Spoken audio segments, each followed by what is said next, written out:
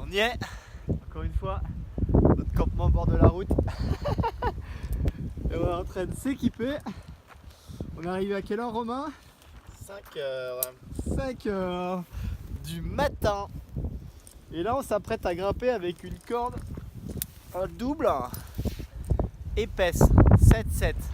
On n'a pas encore essayé. Je crois qu'on n'était jamais... C'est très très fin.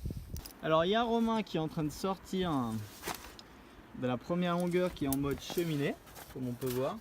Avec le sac à dos un peu galère. Et on arrive dans la fameuse cannelure de Babouche-Molle. Vous pouvez la voir là, elle est par là, là.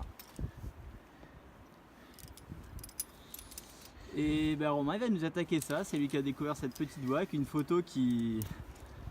La L2 exceptionnelle, ça dit dans le topo. Donc ben, on va voir ce que ça raconte, hein, la première voie dans le Verdon de cette année, 2019. C'est parti. Le Verdon au contrebas. Et Romain dans cette fameuse cannelure. Comment ça se passe, Romain? Pour nos téléspectateurs. Ouais, je sens que ça va pas être facile. Donc on est toujours dans Babouche-Molle.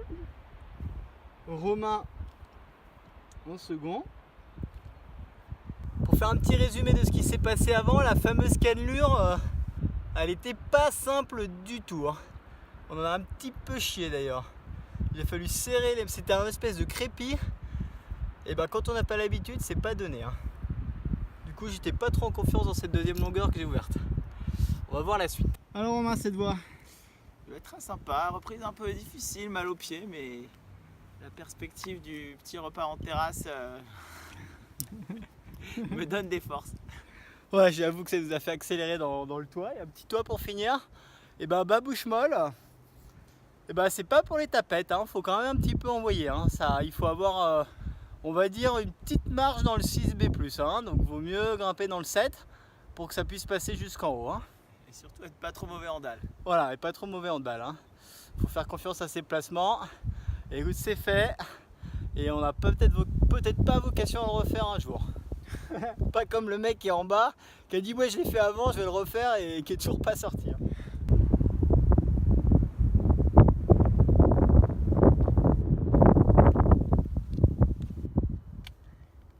Et ouais, devenez plus sport.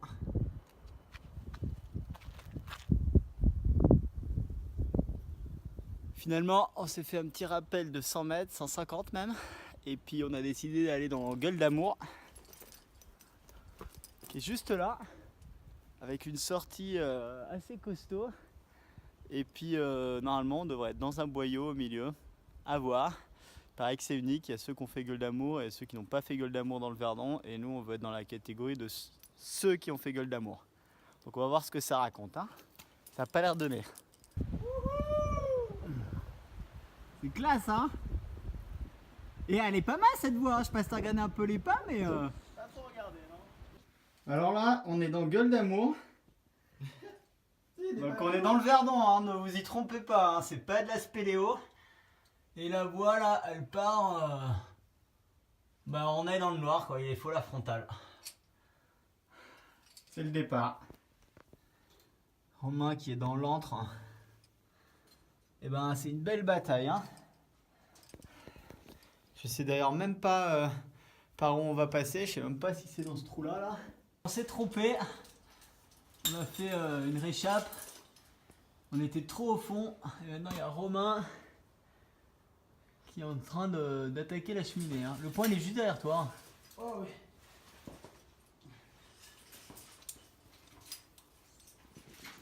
Ça a été quelque chose, hein. On est resté vraiment tout au fond du truc là. Je disais qu'il fallait rester au fond, mais en fait pas du tout. Ça y est, on arrive sur la sortie. Il y a Romain qui attaque en tête le 6C final.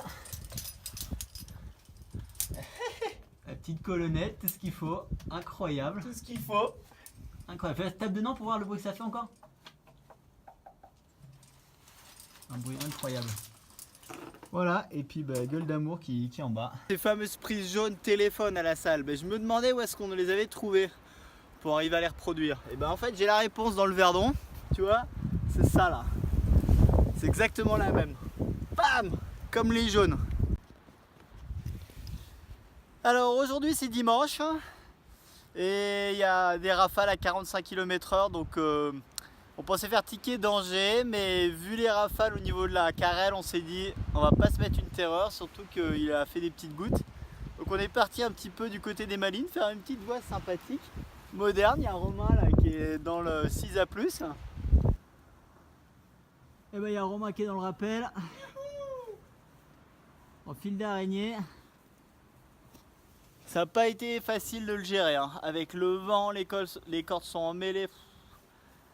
Une grosse galère. Plus de temps à descendre qu'à monter. Ça c'est assez rare quand même. Tu fais un coucou. Voilà. Bon vu la météo, on va faire une dernière voie vu que c'est tendance orageuse avec grosse rafale de vent pour demain.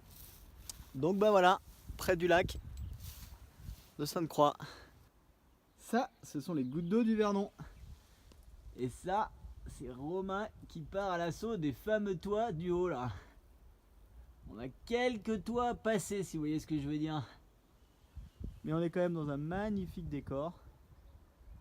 Lac Sainte-Croix, le Verdon, là où on fait du canoë l'été. On vient de sortir d'une voie là qui finissait juste là, le relais il est juste au bord de la route. On finit bien la journée, on finit bien le trip. Magnifique vue sur le lac de Sainte-Croix. Et on s'est mis un petit peu au clair. On pense que il y a des traversées en 6B, 6C qui sont pas encore pour nous dans le Verdon.